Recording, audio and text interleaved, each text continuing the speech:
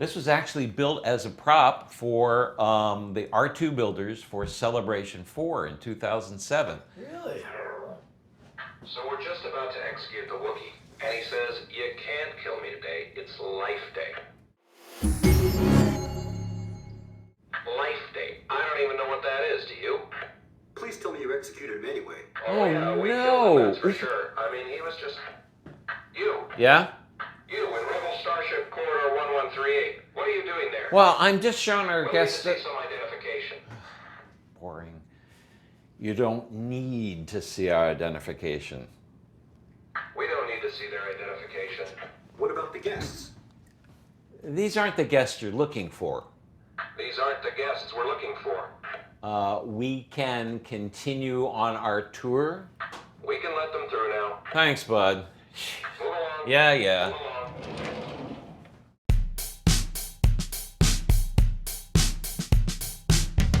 So here we have a reproduction of the holographic chess game, the Jarek game.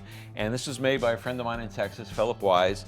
And then a really talented sculptor named Ian Martin did all of the holographic chess creatures, and they're amazing. He did a fantastic job. Oh, it's incredible. On this. You How can't is- actually play the game. How has that not been reproduced, To sell? for an official collectible? I don't know. I've been after Lucasfilm licensees for 30 years to make these figures this size. Nobody has ever made them. Come on. Yeah, Again, come on. money on the table. Well, and on the table, literally. Oh, look, we have a special guest, the mayor of Star The Wars mayor Town. of Star Wars Town is a friend of mine, Tom Schaefer from the Midwest. And when I first saw him in that suit, I said, Tom, where did you get that suit? I love it. Star Wars Town, of course, is a state of mind, not a real place. And he said, well, my mom made it for me. And I said, if I got the material, could she make one for me? And he said, well, Steve, you can't get that material anymore. It's old drapery. And I said, Tom, you know, I'm the world's largest collector. I just happen to have a 100-yard bolt of the 1978 denim fabric. Of course you do. And his eyes just widened. He said, you mean there's enough for 2 suits? And I said, there's enough for 22 suits. Why? He said, because I couldn't get in this one more time. And so his mom made suits for both the mayor and now I'm the ambassador of Star Wars Town. We wore them together at an opening for Star Wars Celebration. I see all these great custom Stormtrooper helmets. These were auctioned off for charity, weren't They were auctioned off for Make-A-Wish, and there were various artists who took part. This was the West Coast Choppers, the TV show. This is an artist that gave his all, including his actual dreadlocks, to make this steampunk Stormtrooper. Dave Filoni, who's the Sure, executive producer of Star Wars Rebels. Yeah, He's the keeper of the Star Wars flame, yes, isn't he? indeed. I always forget his exact title. 57 Chevy. Oh, by Russell Walks, Russ very Walks. well-known Star Wars Yep. artist. Ray Park, Darth Maul commissioned this one.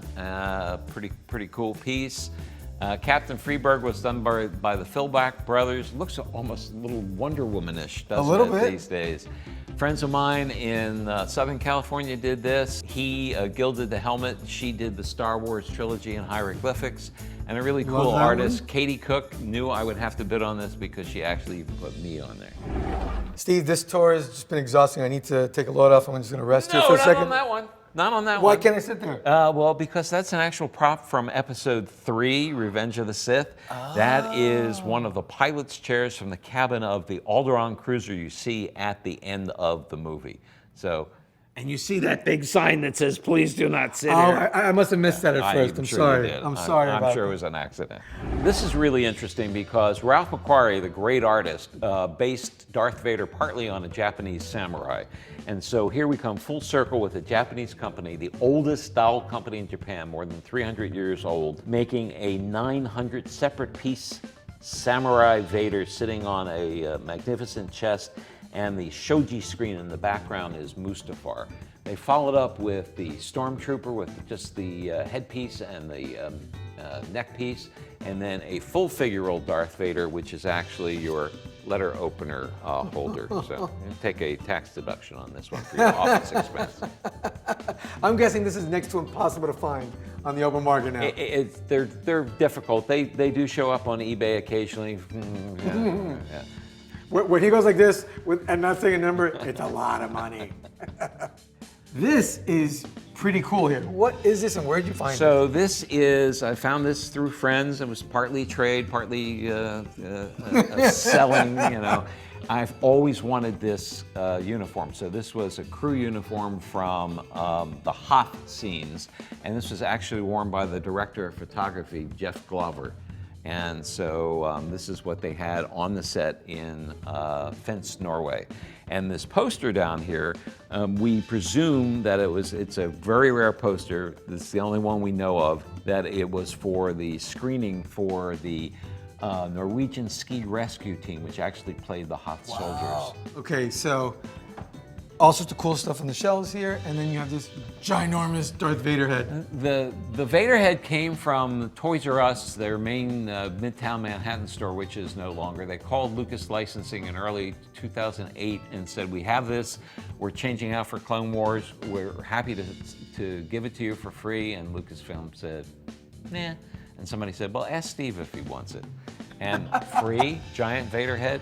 And in my mind, I had seen it. In my mind, it was 4 feet tall and 2 inches thick and made of foam core.